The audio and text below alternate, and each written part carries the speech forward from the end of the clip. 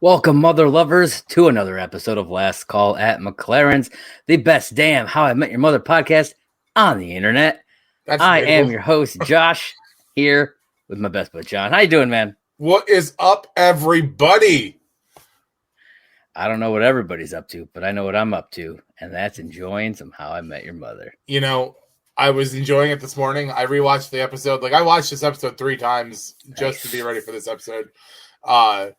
And I realized something about this episode that makes me so happy. Okay. Without, starting the episode already, what is the name of this episode? World's Greatest Couple. It's about me and you, bro. You know it. What? I mean, name a couple that has been together 20-some years like you and I, has gone through thick and thin like you and I, and we can even finish each other's sentences sometimes. It's true. True. Let's play a game right now. What's in my cup? Vodka. I mean, no. They say it's 5 o'clock somewhere. I mean, if I was going to be drinking, it would be a cold beer, bro. I'm not going to go straight liquor. In a cup, though? I'm just saying. I mean, I might put beer in a cup. I can be sophisticated sometimes. That would be funny to see you drink a beer out of a, coffee mug. That would be a thing. That's a new form of depression right there. That's something. But yes, welcome, folks, to Last Call at McLaren's. We are covering Season 2, Episode 5, World's Greatest Couple. Oh, yeah. That's right. We are in the thick of the whole Marshall Lily breakup still. You know, they're not together. Things are they're doing their own separate stuff.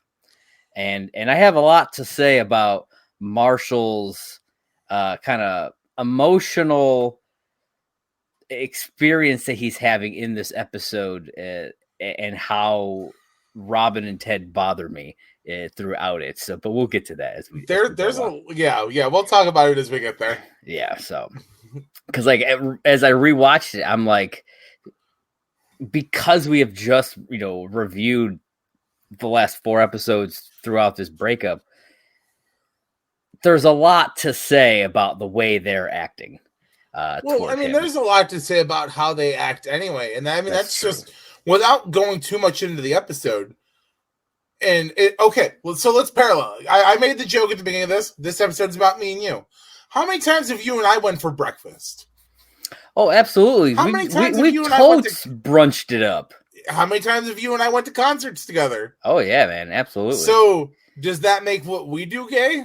No. Exactly. Yeah, because that's a big thing that bothered me about the way that they treated Marshall throughout this. It's just why can't a couple of bros just hang out and do some stuff? I don't understand. I understand this was 15 years ago. Maybe people felt differently, but people still are stupid like this. And no matter if it was 15 years ago or 15 minutes ago, if you want to go to brunch, go to fucking brunch, man. And that's what I'm saying. There is no harm with 2 people. I mean, even platonically. Also, if the dude wants to like a unicorn, fucking like a unicorn. Yeah, I was saying. You know how if you could take a scene and you could recreate a scene anytime ever, and they talk about how would you recreate it? Yeah. I would recreate that scene with Deadpool kicking the door open and Ryan Reynolds in Ryan Reynolds' character just being how dare you? You are a horrible person, Ted Mosby, and he just walks away. That would be awesome. I would love that so very much. Mm-hmm. But yes, there is unfortunately no Deadpool in this episode, but we will trudge on nonetheless. Oh, fuck. So we are on, like I said, Season 2, Episode 5, World's Greatest Couple, originally aired on October 16th of 2006, directed by Pamela Fryman, written by Brenda Hasue. I've never been out. I don't know how to pronounce her name, and every time she's come up, I feel like I'm butchering her last name. Brenda H. I don't know. This is her 3rd of 5 total episodes that she does throughout the series. She later this season will write How Lily Stole Christmas, which is a good epised. It is. Excited to talk about. So how do you say her name? I say Hasui because it's Hsueh, and I have no idea how to pronounce that.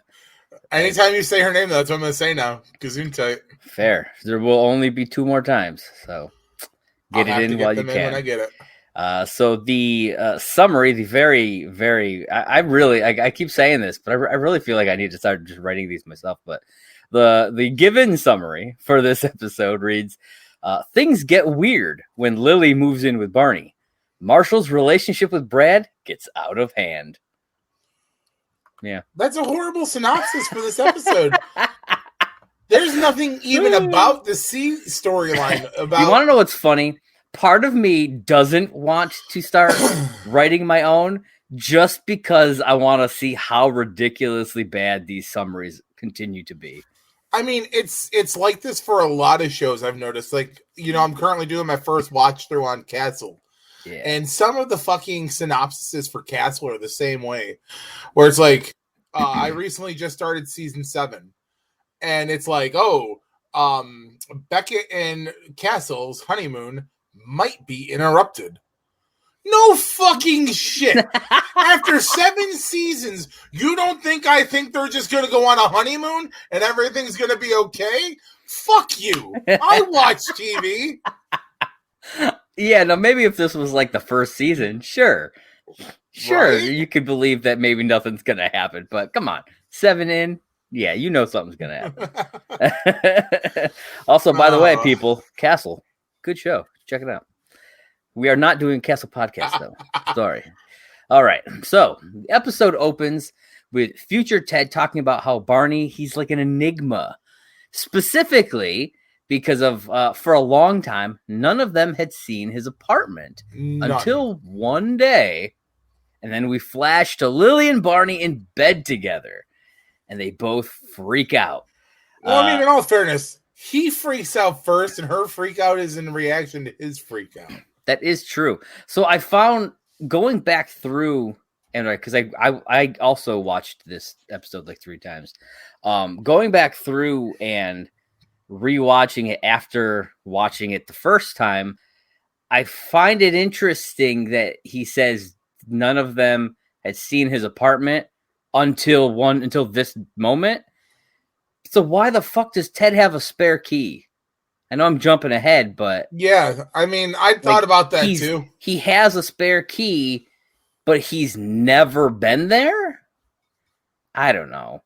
It seemed a little maybe it's odd. In case of an emergency thing. Maybe, but you'd think he'd at least like sneak a peek, man. I don't know. If Barney's such an enigma, you got a key to his apartment. You telling me Ted ain't gonna just sneak over there real quick, just like take a look around, see what's happening? Right? I mean, I would. I don't know. If you had a secret apartment that I'd never seen and you gave me a key to it, I'd totally be all up in that joint. I mean, usually I just give you a key to my apartments anyway. I'd be using your toilet, taking a nap on your bed, whatevs, raiding the fridge. All things you do at my normal apartment. Though with Barney, raiding the fridge ain't going to do you any good. All right. So after the freak out, we jump back 2 weeks. Ted and Robin are visiting Lily at her new apartment, the really tiny apartment that we have seen over the last couple of episodes. We got a purple outfit alert. Robin wearing purple in this scene. I did notice that. Interesting thing. She is also wearing purple at the end of the episode. Ooh, see, that one snuck past me. As well as Barney is wearing purple at the end of the episode. That he's also wearing purple when he gets dressed to go out. Oh, was he? Because I know that he was wearing a lot of different. He wore so many different things in this episode. He did. Weird, so crazy. But yeah, a lot of purple going on here, Johnny boy. A lot of purple. What do you think about that? I mean, knowing what we know now, did I ever send you the link to that video? I think so. Yeah. If not, I'm going to send it to you again today just to make sure. Yeah. But yeah, knowing what we know now about the purple yellow theory. Yeah, it's just slowly. They're trying. I feel like they're just trying to tell us that don't get comfortable because this ain't gonna stick around. Well, so I was having an interesting conversation at work, and not take away from this episode. Okay. I realized last night talking with they brought Screener John back at work. And we were talking, he's on a How I Met Your Mother binge watch lately, and we were talking about the podcast. And I said, and he goes, what season are you guys doing? I said, we're doing season 2 currently. And he's like, oh, yeah. we were talking about a couple things, and I said, we was talking about how we had talked about the theory that if they had done a 10th season and done like most of that season with Ted and Tracy, and then she dies at the end and he ended up with Robin, I probably could have adjusted to that better. And as we were talking about how he and I both think that we're both like a Marshall more than Barney or Ted, I said, I wouldn't want to be Ted 95% of the time. I said, because for one, I said, he approaches a lot of things very aggressive sometimes, but then as the joke always states, Ted Mosby can't close. Yeah, he's not a closer. And then we started talking about like the relationships Ted Mosby has had throughout like the entirety of the show, plus the relationship with his kids that we see him have through the show. And I said, you know what? I said, I know this show's called How I Met Your Mother. I said, but it should really be called How I'm the Villain of My Own Story. Oh, yeah, man. Because especially with the Victoria storyline, Ted had the perfect opportunity to end up with like the world's greatest girl, but he couldn't get over Robin. Yeah. And even later on down the line, when he ends up with Stella, he could have ended up with Stella, who is a great number 2 to Victoria. And yes, there were moments where like she asked things of him and he was like, oh, how dare you? And then she's like, oh, but you want this for me? And he's like, well, it's different. And it is, but it's not. But then all she asked was, I don't want you to be friends with Robin because, I know it's always going to be a barrier that I'm going to have to get over. It's an obstacle I can't overcome. And he's like, oh, how dare you? Yeah. It's like, you fucking dumbass. Like, I know I've done it before. I've been in relationships where I've been like, look, I'd really appreciate it if you don't talk to this person anymore. And it's not a fair thing to ask people of, but you ask because you know it's going to be that obstacle. Ted has sacrificed so much of his own heart, but yet when he wants to be in a committed relationship with somebody at the same time, he can't do it because of Robin. So he's literally his own villain. Oh yeah, he 100%. He's a self-sabotager. Saboteur. I mean, think about the fact that because he wanted Robin in his life so badly, he invited Tony to his and Stella's wedding. Yeah. And that collapsed everything. Yeah. Obviously, we're jumping ahead, but like he sabotaged that whole thing because of that need to be like, I can't let her go. Well, and that's the thing, and I'm not agreeing that that what Stella did is okay, asking him to do that, and because like they've been friends for a while at this point, and so it's a hard ask. I understand why she would ask it because Victoria does the same thing later on. Yep. When she comes back, and so I get it because they recognize that his heart isn't in it all the way. Exactly. Which is why I think the final moments of the show really pissed me off. Yeah. And this is after I talked this out last night with John. I said, because, like for 9 seasons, you're really, 8.5 seasons, you're teased about this woman that Ted is going to marry and fall in love with. I said, and in that little bit of time we get to spend with her in season 8, you grow such an emotion with her so quickly, and they take her away from you so fast, just for him to be like, okay, kids, that's how I met your mother. And they're like, oh, well, this isn't really a story of how you met mom. It's how you're over mom, and now you want Aunt Robin. And it's like, it's a story. It's him. The way I always looked at it. And obviously, we're way ahead, in this thing because we're talking about the end. But I always viewed it as this was his way of kind of dealing with his grief and his guilt about still having feelings for Robin, and not knowing how to kind of move past Tracy. It had been I think 6 years. Yeah. Since she had died. Kind of in a comparison, it's Tracy's scene where she's standing outside of the inn and she's talking to her ex in heaven. And she's like, look, I need to move on now. I need to. And then she goes back in and breaks up with the dude. But Yeah, it's kind of a comparison. I agree. She's asking somebody else's permission to move on. Fair. And that's what Ted is doing. He is yes, and I know it pisses a lot of people off, and I get it. But to me, the ending makes sense if you watch the whole series because he never stopped loving Robin. No, but I think that's what bugs me so bad. The difference being Tracy never asked him to choose. That is true. And so he was able to fully be committed to her because she didn't ask him to make that choice. She didn't put him in that spot. And when he's put in that spot, he picks Robin. That is true. He didn't have to pick Robin. So those feelings were like I don't believe for a second that he ever would have cheated on Tracy, anything like that. I think he was fully committed to Tracy. Robin may have been in the back of his head, but Tracy was in the front. I just would have wished we would have gotten more Tracy. Yes, I 100% agree with that. All right, but back to the world's greatest couple. Back to this one. We are in Lily's new apartment, her tiny ass, literally 1-room apartment, smaller than the dorm rooms, the college dorm rooms that I have lived in. Dude, this is a studio apartment. Dude, it's like a half of a studio apartment, man. It's ridiculously small.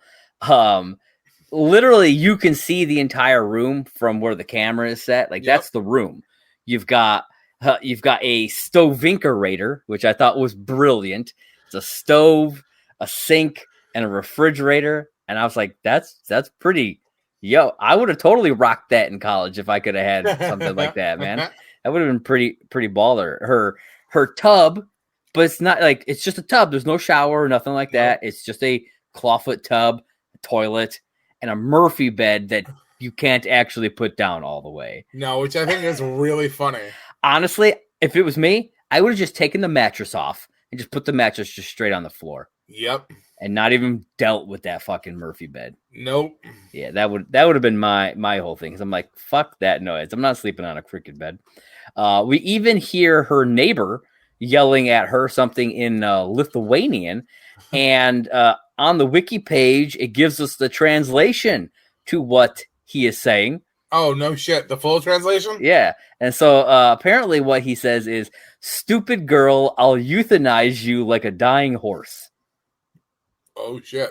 And it's funny because she says some stuff. Yeah, and the last thing she says is donkey. Yeah. So like she got close with it, because it was horse. She got close, which I thought was pretty funny. And apparently there's also a raccoon in her apartment. At first I thought it was rats. I thought it was rats too. But the next scene, Ted says that her roommate's a raccoon. Oh yeah. Yeah. So, because like I had written down rats because I was like, oh, it must be them. She must have rats. It's New York City. Something scurrying and ate the gift bag gift basket that she had. But then Ted specifically says raccoon. So I was like, oh, so apparently she had a raccoon in her tub. So yeah, there's that. So then we get to the bar. Yeah, you've had a raccoon in your tub? Nope. Just thought I'd say that. Oh man, that would have been a good story though. I was kind of hoping. I was like, give me a story I haven't heard yet. That would have been awesome. I'm not sure that there are many stories that you don't know at this point. Probably true. So then we head over to the bar. Ted is adamant that they need to help Lily get out of this place. Then Robin has a suggestion. Why doesn't she just stay at Barney's place? He's got this big apartment that nobody seems to have ever seen. Yeah. He's not having any of that. He's like, nope. Nobody's staying over at my place. That's not how I roll. And then Marshall comes over and he's trying to get someone to go with him to an Alanis Morissette concert that he got tickets for when he and Lily were together. And my first thought was, fuck yes, I'll go. Right? Because like I fucking love Alanis Morissette, especially in 2005. Like, come on, or 2006 at this point. Like, hell's yeah. I mean, let's do it. Jagged Little Pill was like the soundtrack to my 95. Like the soundtrack to my 95 and my 96. Yeah, it was. I would have totally these people over here ragging on Marshall for this shit. It's like, oh, fuck dude, yourself. it starts here too. Yeah. Like, oh, Alanis Morissette. And I'm like, what's wrong with fucking Alanis Morissette? You would have thought Robin would have jumped on it, considering she's a fellow Canadian.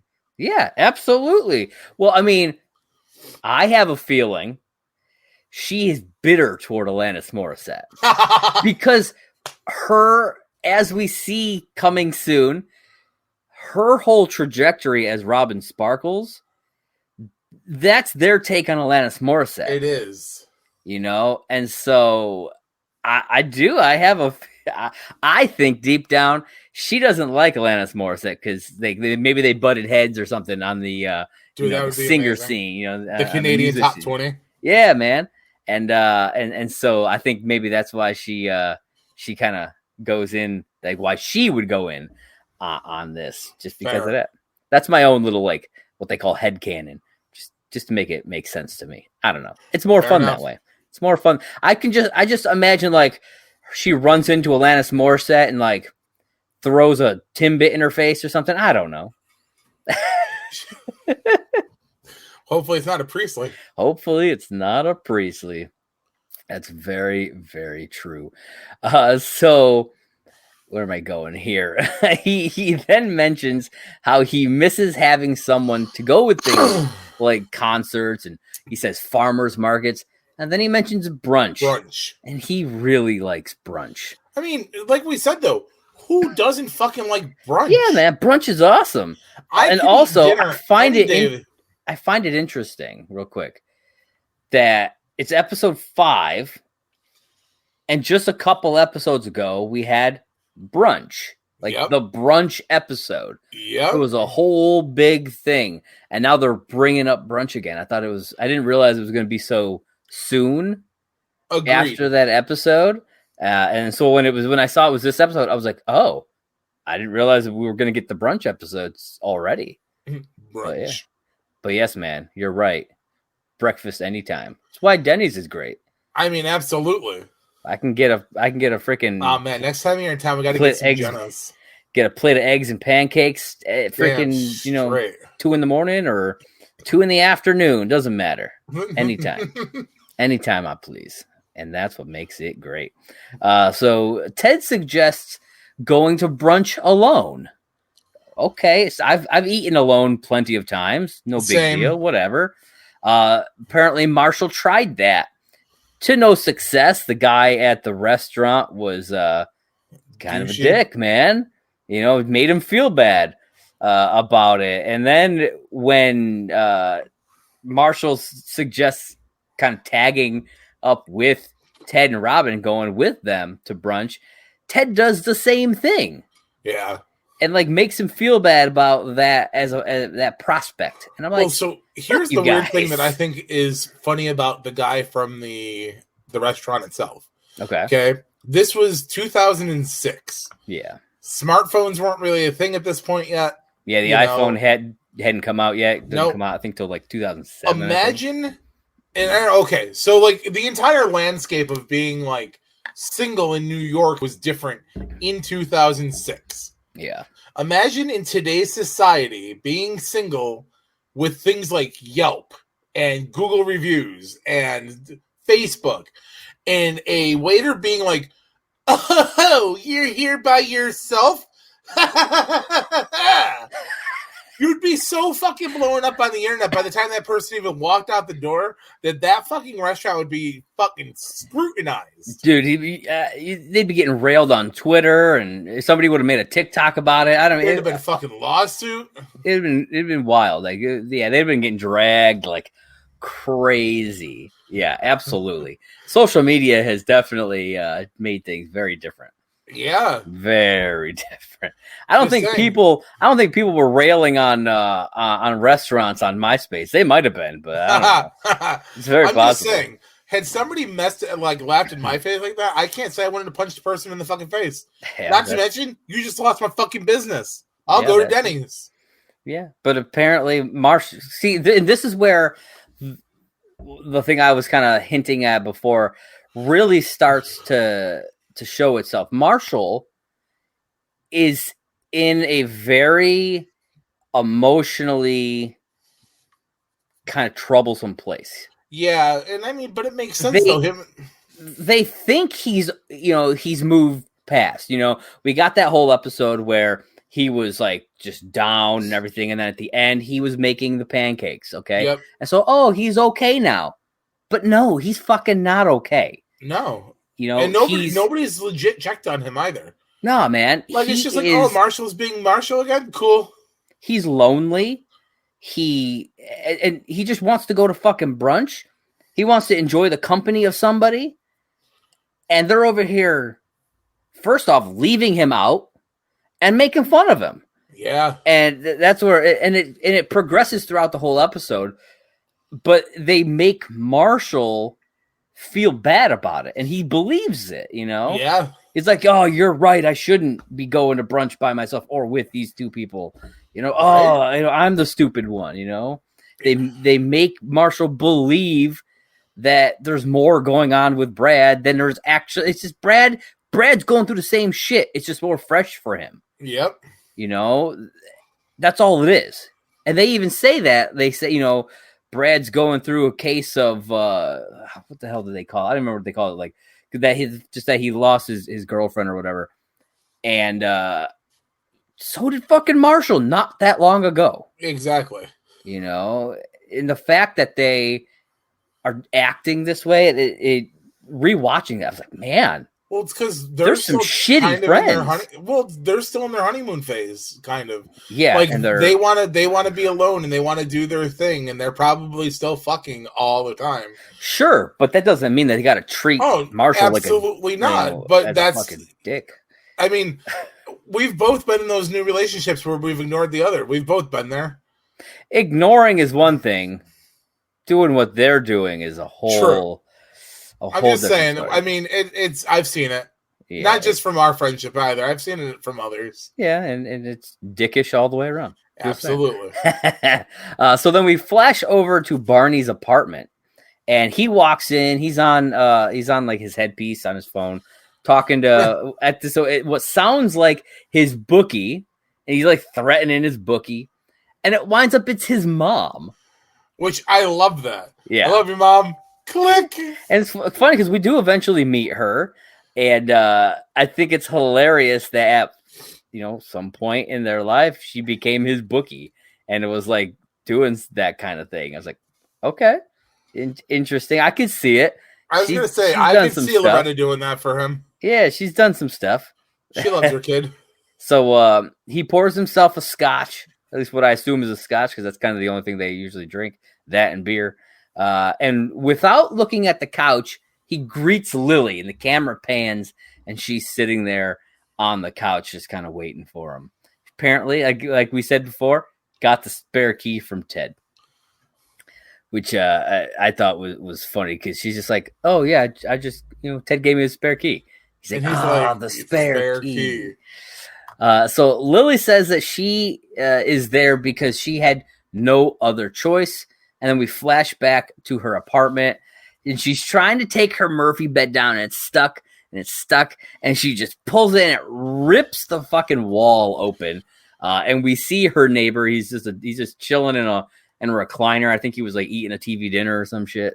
Something like that. Yeah, which I thought was hilarious. The dude doesn't even flinch. Like, his wall just got fucking ripped open. And he's just like, this bitch. That's like the look on his face. He's like, this bitch right here. That's what I got from it. So she asks Barney if she can stay. First off, he says no. At the straight out, nope. And she eventually is able to convince him to let her stay. He agrees to let her stay for 2 days, he says. Also, side note, he's got a fucking 300-inch flat screen TV that takes up his entire living room wall. Wanted to mention that. It's not the first time we see that either. Well, it's the first time. Yeah, no, not the last time. Is what I meant. Yeah, definitely not the last time. She's like, you don't even have a TV. He's like, you see that wall? Click. light everywhere. But I love the comment he makes because she's like, "It's so bright." He's like, "Yeah, that never goes away." Yo, yeah, it hurts my eyes. That never goes away. I can't even imagine trying to watch a screen that big. Like, yeah, because like he was doing this, like moving his head back and forth as he's watching, because like it's so big, you'd have to do that. It's like that's why one reason I don't sit like front row in a movie theater. Absolutely, like, it's why I like the middle of the theater because it's like you're not too close, but you're not like too far back. Yeah, it's like fuck that noise. I don't want to fucking my neck up trying to watch this movie. No way. No way. So then we go back to the apartment. Marshall comes home after going to the concert with a friend. They think Ted and Robin think, oh, a girl. You brought a girl. Who's his friend? And he's like, his name is Brad. Which we'd met Brad a couple of episodes prior. We did not know his name, but we did meet him in the previous episode in Ted Mosby Architect. Yeah. And he even invites Brad to brunch. And this is where they start mocking him. Oh, yeah. You know, saying openly mocking him. Yeah, saying that brunch is girly. And he's like, breakfast isn't girly. Lunch isn't girly. What? He's like, and then so Ted does this whole thing. Well, there's nothing girly about a horse. There's nothing girly about a horn. But you put them together and you get a unicorn. And I say, fuck you, Ted. Guy can like a unicorn. Get out of here. Absolutely. It's like, fuck off, man. Bronies. Well, there's lots of them out there. Not to mention, so that's a horrible fucking thing anyway, because if I find a horn, the first thing that comes to my mind is not a unicorn. I'm not like, oh, there must have been a unicorn running through here. Yeah. So I mean, like, that's a horrible fucking analogy for Ted. Like, and I'll be honest, like, there's a lot of stereotypes about horses definitely being more girly. Like, you know, that's definitely a stereotype about horses. So Ted's kind of wrong, anyways, when he says it. Again, Ted's the villain of his own story. He is, man. And I think because we see at the end, you know, Ted stands up for Marshall, right? I think Robin is influencing him here quite a bit. I think I can see that. I think he's because she's making fun. That's the kind of person that she is. She'll make fun of you for stuff like that. Ted has to do that now because he has to kind of morph himself into whoever the person he's dating kind of wants him to be. Honestly, it's kind of funny that you say that too, because I mean, you're right. That's the kind of relationship that Robin and Marshall have, you know, and he's the only person on the show who doesn't have romantic feelings towards Robin. Yeah. Like, their friendship is literally just a platonic friendship where, like, he looks out for her, like, but he wouldn't want to fuck her or bang her. Yeah. And so, yeah, so their friendship is the kind of friendship where, like, it's still new in this part of the series, but later on down the line, like, you know, like, there's the interventions and stuff. Like, she makes fun of him for the Cat in the Hat. Yeah. And, like, it's the kind of shit we would expect from Robin, but not this early in the show.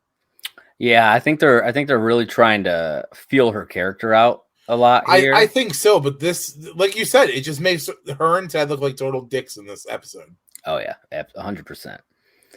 So we go back over to Barney's place. Lily makes Barney some breakfast. He's like, "Oh yeah, great, thanks," and he just throws it out. Oh yeah, and he gets all pissed because he told her his one rule: don't change anything. Don't change anything. Yeah, I love how he grabs the coffee pot though and dumps the coffee pot.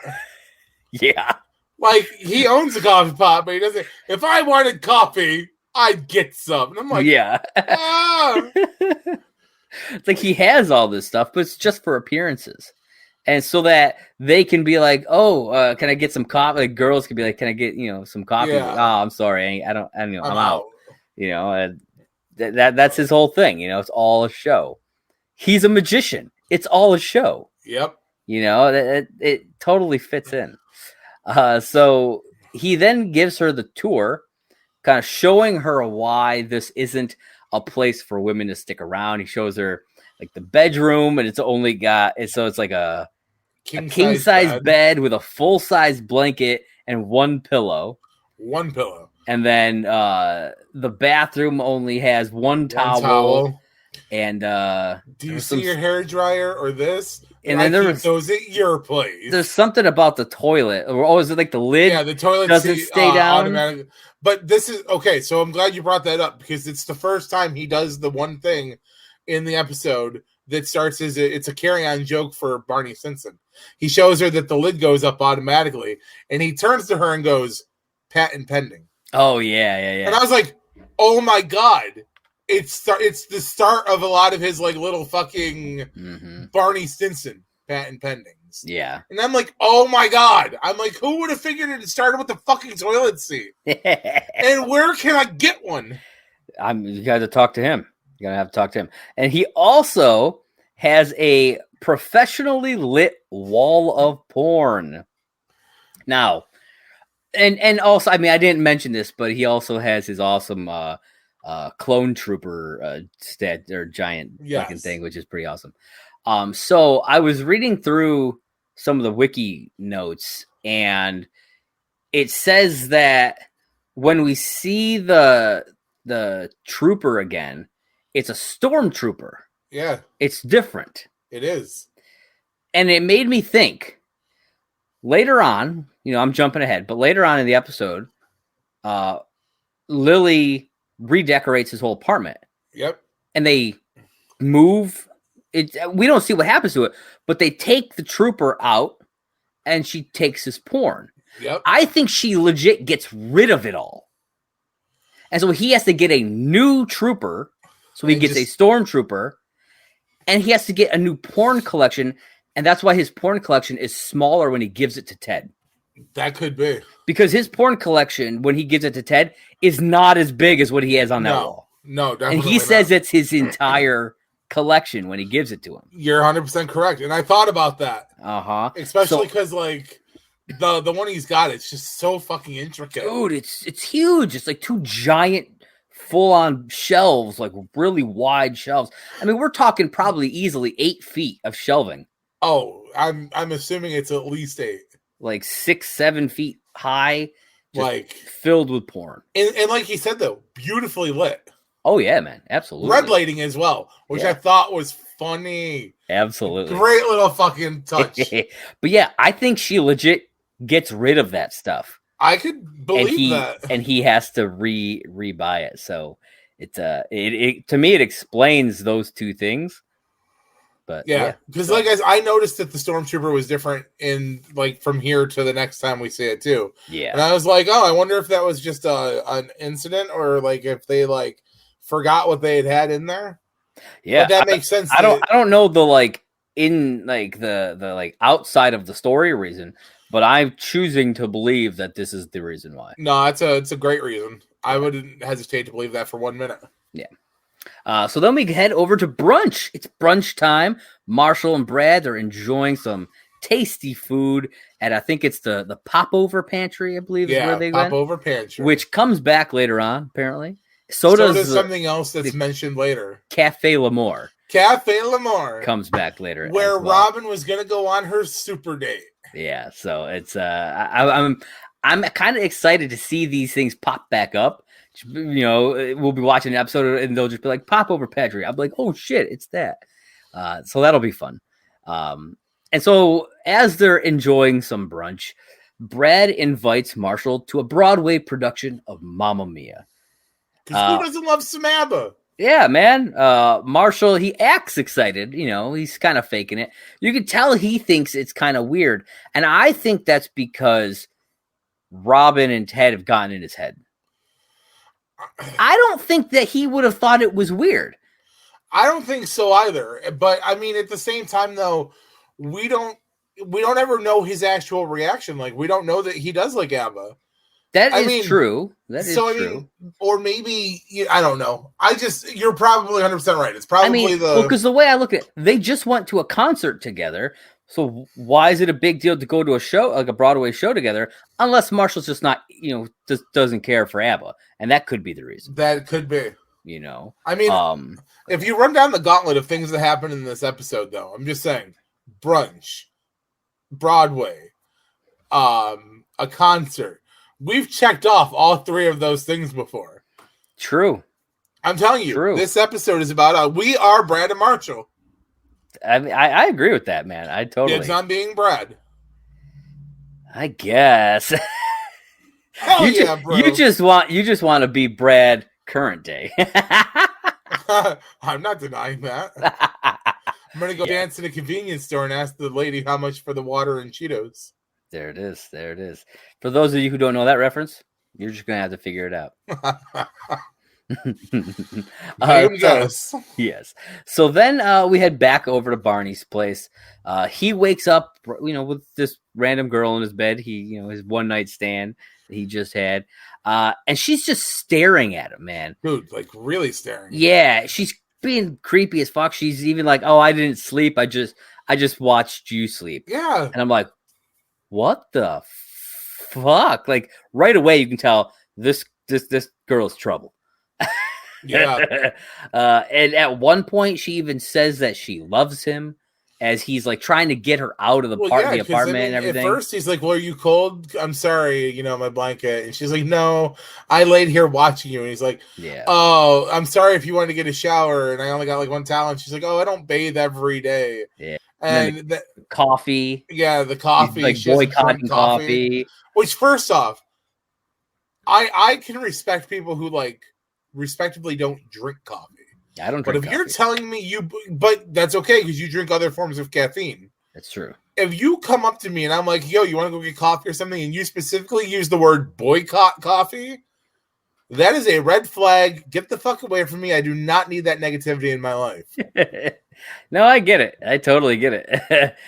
So then he then tries. I mean, I don't drink coffee, but if you want to drink coffee, you go right ahead and drink it. I will drink your coffee for you then. You're paying then. He then tries to scare her with the porn. Coyly show off the porn, like, no. This was look, I'm so disgusting. And now she's cool with it, man. She's totally down. She's like, it's. I love that you're so comfortable with your sexuality. Yeah, and he's just like, it's part of the reason why I love you. Yeah, and I was like, oh my God, she Ted Mosby'd him. She did.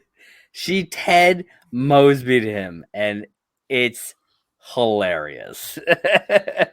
It's cringy and hilarious, and I love it, dude. It is total cringe. And no matter what he does, man, she will not leave. No, nope.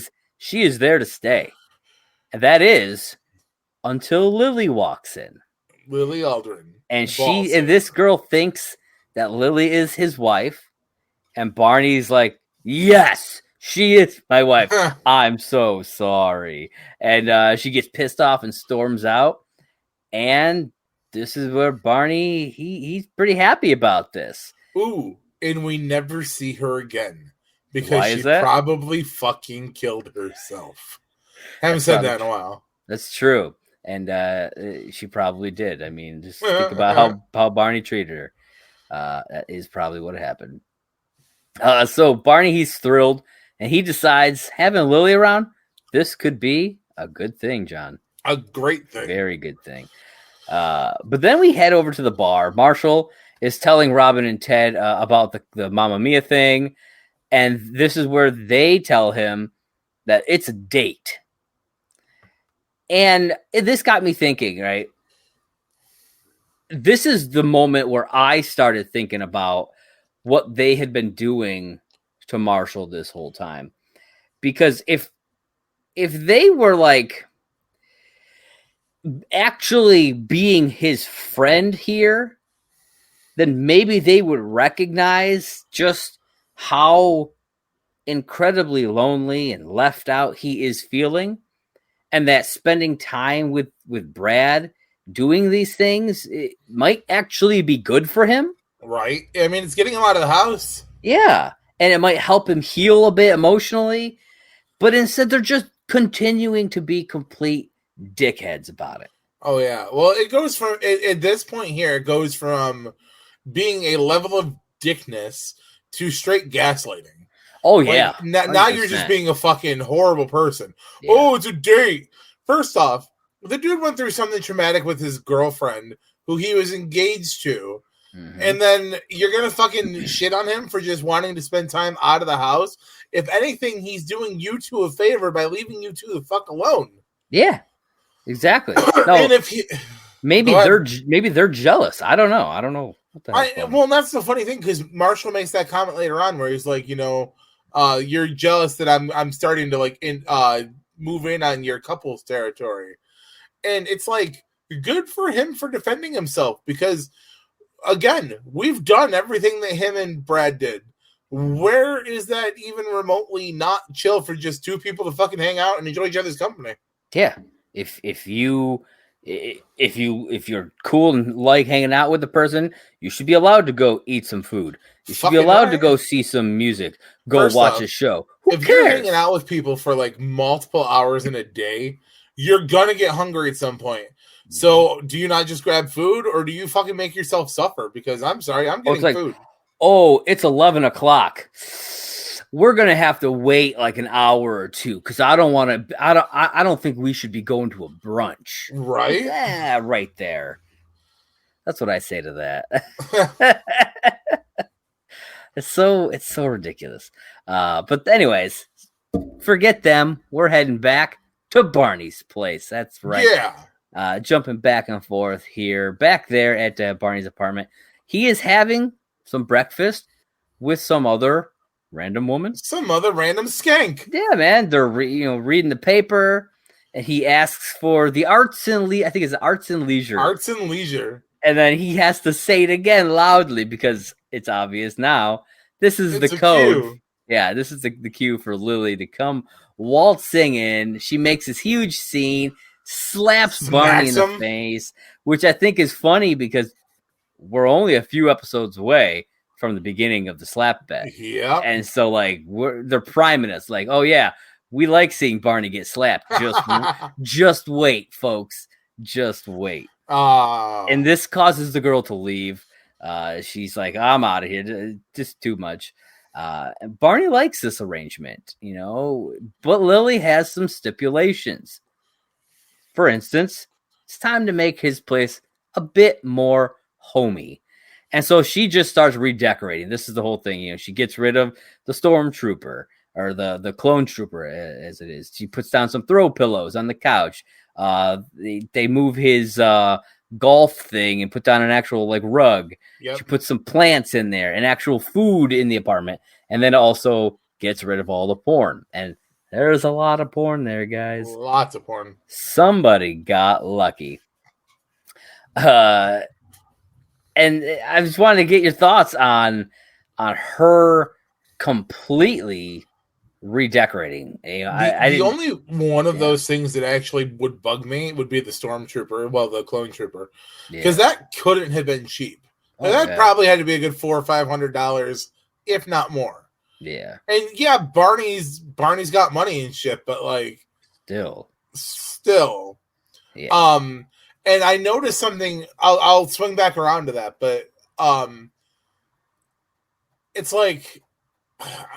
Yeah, you want to make it a little bit more like a woman lives there and you're trying to make some touch-ups, but like getting rid of some of that stuff doesn't necessarily mean like a woman lives there. It means that a guy has taste.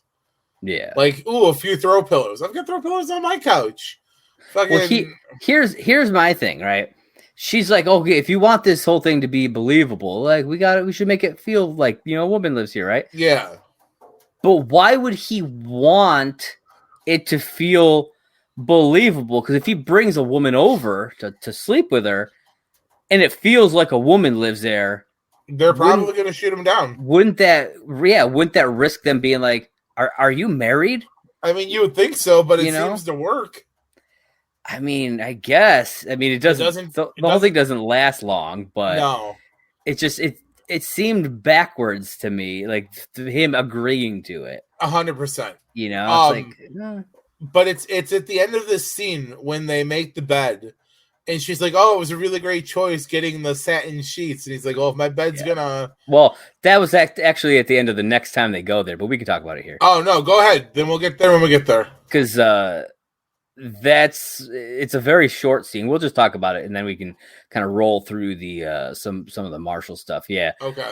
The next time we head over to Barney's place. Yeah, Lily convinces Barney to do his bedroom. Yeah, and they do the whole bed sheet and everything with the like satin sheets or whatever. Satin sheets, and he says my bed's suited up essentially. Yeah. And this is where I noticed that he was wearing purple. Yes. I didn't notice it before, but it's prominent in this scene. Well, this is he's definitely wearing it here. And then so he's like, "Oh, I'm gonna go out and hang out with some friends." Yeah. And Liz like, "Oh, I was gonna watch some TV, but now I think I'm just gonna stay here and lay on this bed." Yeah. And Barney's like, and he picks up a remote and he turns on the TV, which again, wall-sized television. Yeah. And this is where I noticed it. If this is the first time he says it, Lily goes, "Come on, seriously, what do you do?" Yeah. And he's like, please. And I was like, oh! I'm like, there it is! Like, it's the very first please! I loved it. Please. Please. And then he decides to stay and hang out with her. Yep. As they watch some TV. He says, "I'll stay for the monologue." That's what he says. Yeah, the monologue. Yeah. So then we head over back over to the apartment, and Marshall comes in. He reveals that it did seem kind of like a date to him. And again, I think it was really just most of it was just them being in his head. Definitely. It makes me wonder, like, how would he have acted? How would he have reacted if they had never brought any of that stuff up? The only one of the things that happens on the hangout with him and Brad that kind of bugs me at all is the chocolate on the face. Yeah, that was that weird. One was the overstep. The rest of it completely explainable. Yeah, it was definitely weird. Because he like licks the napkin. Yeah, he's like licking it and then he's like dabbing at it. It's like, bro, it's you got like something on your face. He's like, you got some chocolate on your face, and Marshall kind of wipes the opposite side. All he should have been like, no, man, the other side. Okay, side. And then he would have gotten it. And it's like, and he's like, no, I got it for you, bro. And I'm like, nope, there's where it overstepped. That was definitely weird. I'm like, that might have been a flag on the play, 5-yard penalty, offensive team. Like maybe if he dipped it in his water, that'd be less weird. Even then, but the licking made it like extra weird to me. I think they did that just to kind of put it in you, like maybe Marshall's not overthinking it, but yeah. But still, even then, though, that's the only thing that I could have picked apart about because I'm sorry, he's right. He asked Marshall out to dinner before whatever. Why wouldn't he pay for dinner? He invited Marshall. Yeah, I 100% understand him picking up the check. Yeah, absolutely. Then Brad invites Marshall to a wedding in Vermont at a B&B, and they'll be sharing a room. And again.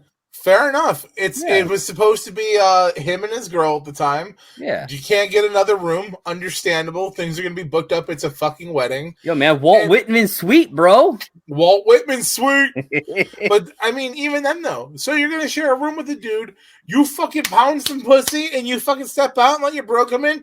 He pounds some fucking... You see this haircut? No. You don't. No, you do not. But, Marshall actually says no first off here. Yeah.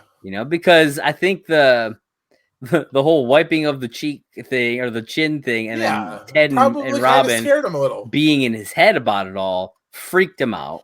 Probably. And so he's like, no. But then Brad starts to cry. You can see, this is where you really see he's emotionally broken right now too.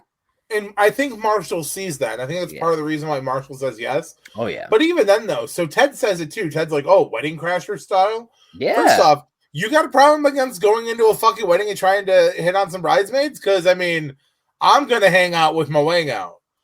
I'm going to boom with the bridesmaids. Yeah, I'm going to rock out with my cock out. It's a good movie. I haven't watched that in so long, but it's a good movie.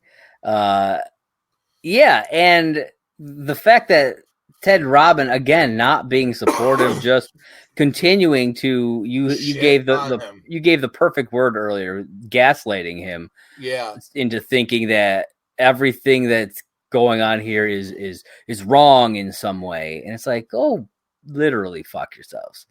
both of you at the same time. I don't care. It's like, I'm sorry that you two found your happiness in one another and you can be happy in the current time, but fuck you for hurting your friend. Yeah, and like legitimately, fuck you.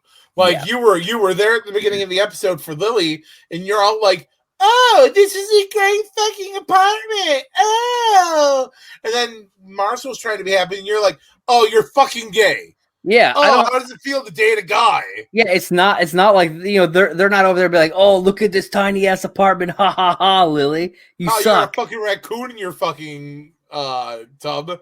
Like you're poor and you're alone, Lily. Ha ha ha. No. But they essentially are doing that same fucking thing to Marshall because he's a guy. Yes, he's a guy. Fuck off, man. Like so much sexist. So much fucking off right now. So the next day, Marshall is he's all dressed up, looking good, heading over to Brad's place so they can leave for the wedding. And then he spots Brad standing there with some calla lilies, and Marshall freaks out. And he calls Ted. I do have to say, though, I love when Marshall finally gets over to him. I love his fucking line about, he's like, "I'm very honored that you get me calla lilies. They're my favorite flower, and I don't know how you knew that, but thank you." Yes, that was fantastic. During this little freak out, though, before that, he calls Ted, and Ted and Robin like laugh at him. Yep. And this is where I caught that Robin was wearing the purple again, because she wore it at the beginning, and then she was wearing purple again here at the end. Really, like, they're really kind of trying to hit it home with this purple thing, which I found interesting. But then Marshall walks up to Brad, confronts him about the flowers, which was an amazing little moment. I thought it was hilarious. Well, it's funny because you always forget, like, that Marshall is a well-rounded individual. He is. There's a lot of things about Marshall that I absolutely love that they pick on him for all the time. He is very in tune with his emotions, and I love that about him. I mean, just him as a person in general, though. Like, they pick on him all the time. Like, there's the episode where Robin's like, "Have you ever seen yourself when you walk down this street?" And he's like, and he helps the dude fix the bike, and then he like break dances. Yeah. And she's like, "There's only one place where something like that happens, and a cartoon bird lives there." And it's like, first off, Marshall's from Minnesota, where the most random thing that's probably going to happen is he's probably going to fucking encounter an alcoholic. Which is why when he visits the suburbs later on, why it's so attractive to him. Yes. And that's 100%. First off, by that time in the show, he's already been mugged by the monkey.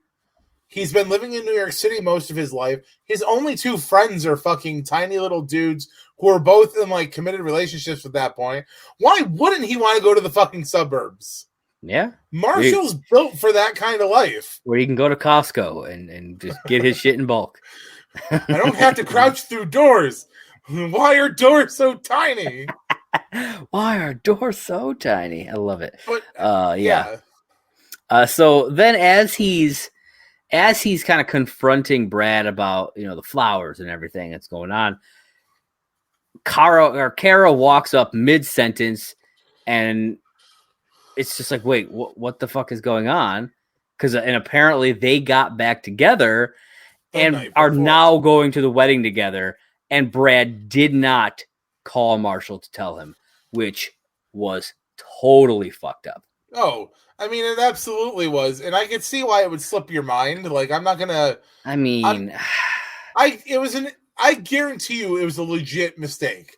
Because, I mean, even Brad's like... up, man. Like, I'm not saying it's not. I'm just saying I get it. I mean, Walt Whitman's sweet, bro. Walt Whitman's sweet, bro. You know, if I was Marshall, I'd have been like, "Sorry, Kara, the room is mine. You're going to have to find your own."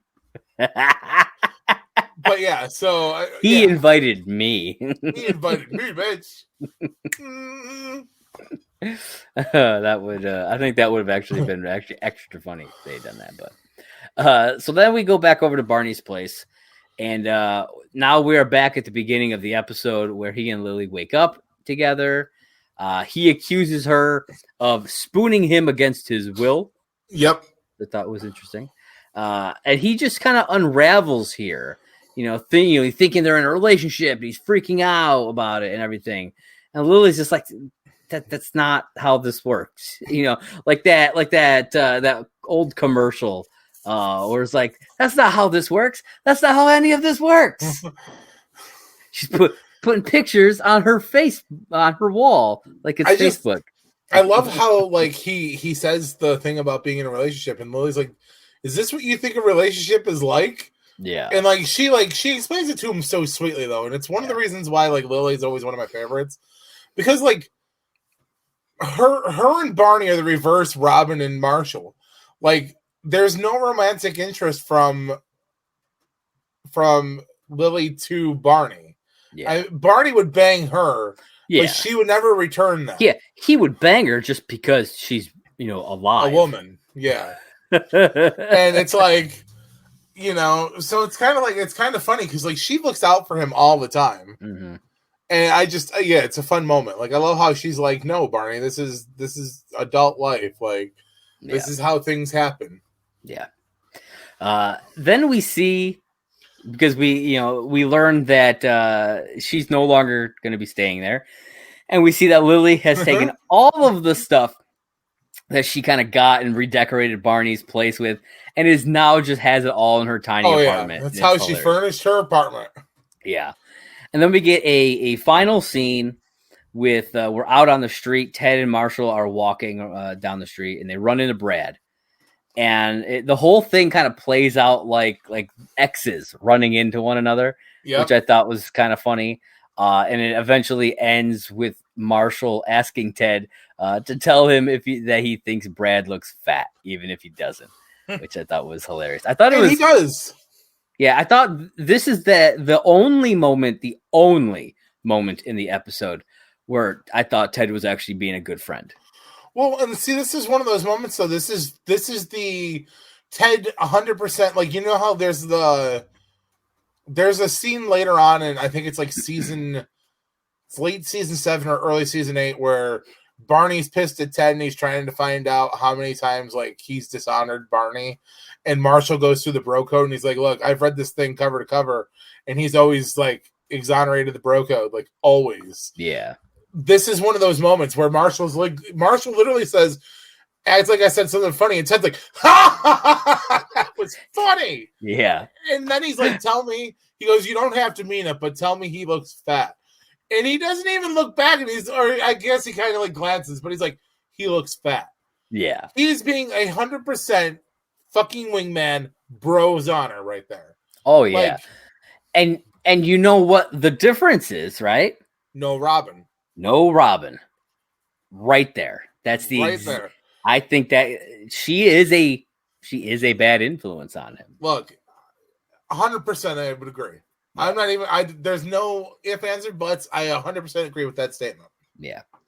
Now, I don't know how she is 30 years from then.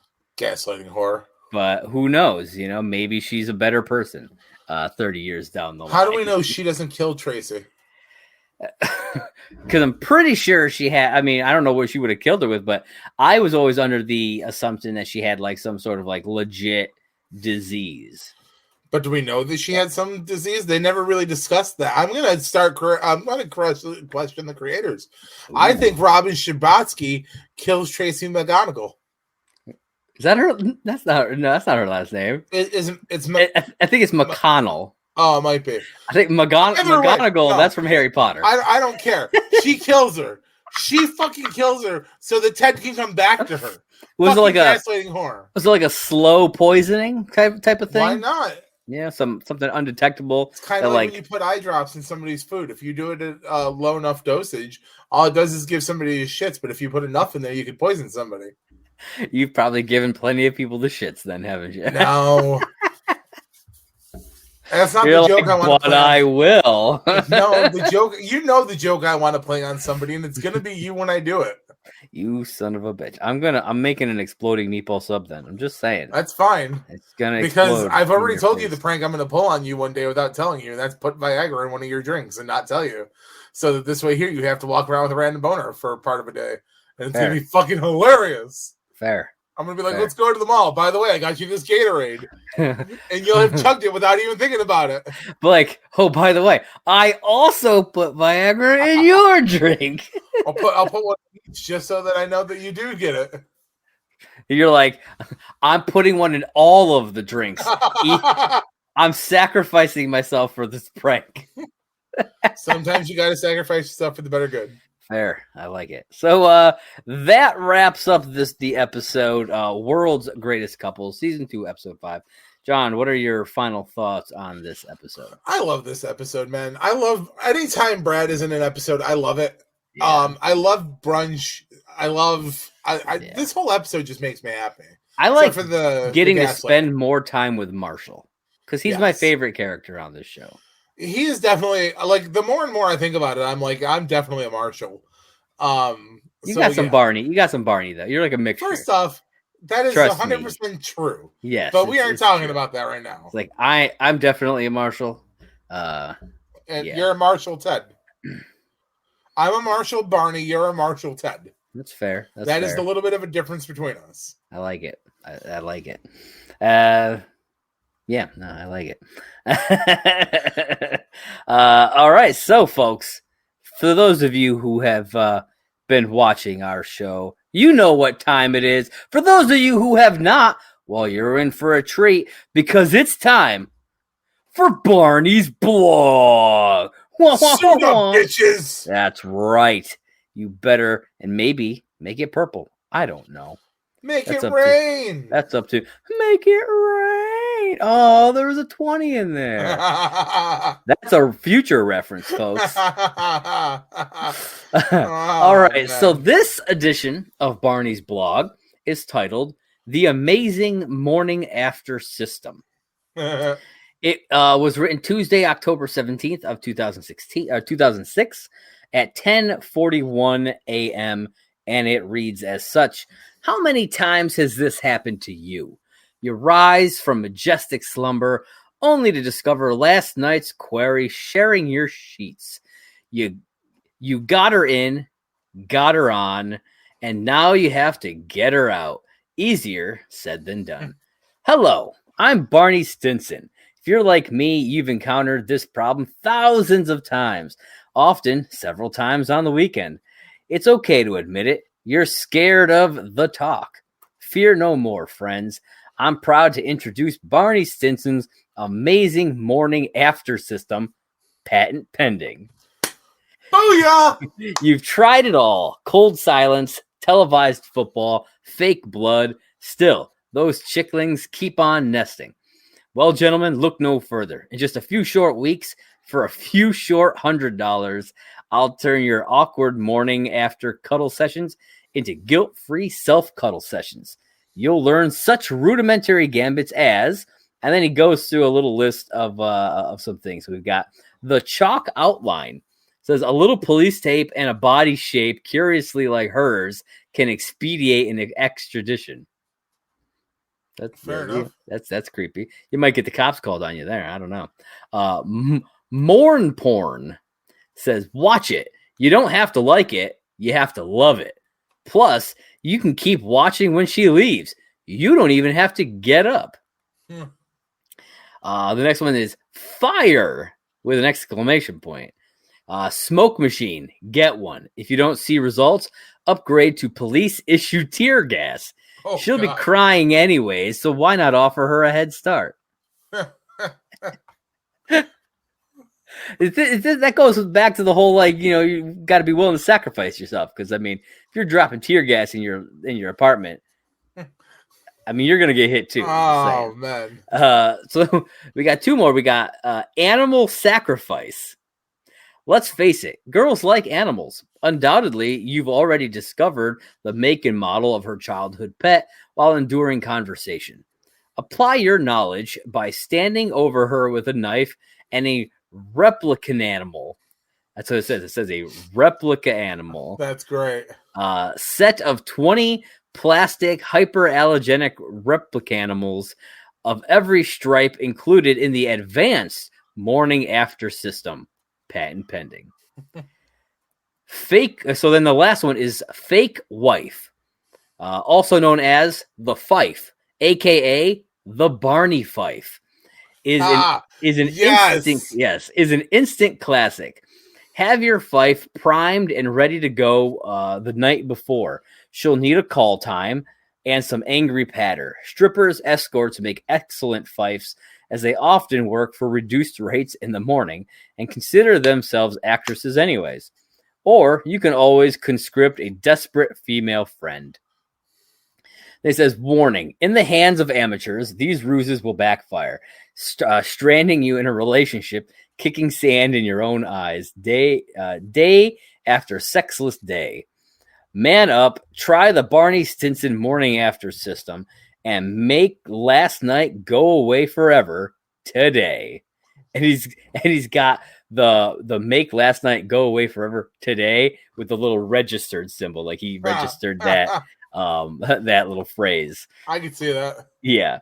And so there's a little trivia note about this one. It says Barney's attempts to name the fake wife Gambit after himself may be because of his regret not naming the lemon law after himself. So that's why he calls it the Barney Fife. That I can see that. Yeah. He does at the end of the episode, the other girl's like, I'm gonna lemon law you. Yeah. And he's like, oh, that is great. Yeah. Yeah. So that was Barney's blog, everybody. I hope you suited up and enjoyed your time there. You might want to get tested, though. I'm just saying. Full disclosure, he's probably got something. He probably does. So, yeah, that's about all that I've got. John, tell them where they can find you. Ooh, well, why don't you hop on over to Twitter, and you can find me here at Simply Sane J1. It is the corresponding Twitter to my podcast and blog, Simply Sane with Jay. Go there, learn all about me, only me, and nothing but me. If you want to find out more about me and Josh, well, then you'd have to go over to Off the Ropes with John and Josh. He also does talk about wrestling, which could bore some people, could get some of you, really excited, because we do talk about some pretty cool shit over there. Yeah. Josh, what about you? What you got? You can follow me on Twitter at JP Raynor. That's JPRAYNOR, as well as right down here at Movie Blog Merc. That is a Twitter page for my site, Merc with a movie blog. So be sure, guys, don't only come on Mondays. Come back on Fridays, because How I Met Your Father just dropped today on Hulu. 2 episodes. We are going to be covering that every week, posting episodes on Friday for that. So be sure to check us out there. And if, just in case you haven't, go and ring that little bell. You'll get notified every time we put up a new episode. Absolutely. Which and hopefully, of course, you'll also smash that subscribe button. Smash it all over the place. And there's a like button. Yeah, if you like what you're watching, if you like looking at our pretty mugs, hit that like button. It really helps us out. Yeah, no one wants to see that. Well, maybe they do. And maybe it'll get us more likes and subscribe. Do it up if it's going to work. I don't know. Oh, my beard. Yes. You can also listen to us on podcast form. We are on anchor.fm /last call HIMYM. And you can also find us on all the major podcast platforms like Apple Podcasts, Spotify. We're on there now. And you can actually leave ratings on Spotify now. That's a new thing they just started doing. But if you leave a 5-star review on either Spotify or Apple Podcasts, we will read it right here on the show. And if you leave a voice message on Anchor, you can go to anchor.fm /last call HIMYM. Leave us a voice message and we will play it. We've done that before. That was really cool. So definitely do that. Let us know your thoughts. We always want to hear what you guys have to say. And of course, follow us on Twitter at last call HIMYM for all my fun little tweets about how I met your mother, how I met your father, whatever the case may be. I like to tweet. Yeah, goats. I might just randomly put just a picture of a goat with no words. It'll just be a goat, no explanation. If you know what it is, you know what it is, and that's all that's all I got to say about that. But yeah, that's all I have. So John, what do you got for him? I got a joke before I give the closing line. Ooh, let's hear it. It's not a How I Met Your Mother joke, but it's close. Okay. What generation did Forrest Gump belong to? I don't know. Jenny. Jenny. That's a good one. Now listen, ladies and gentlemen, you don't have to go home, but you can't listen here. Catch you guys next time. Peace. Peace.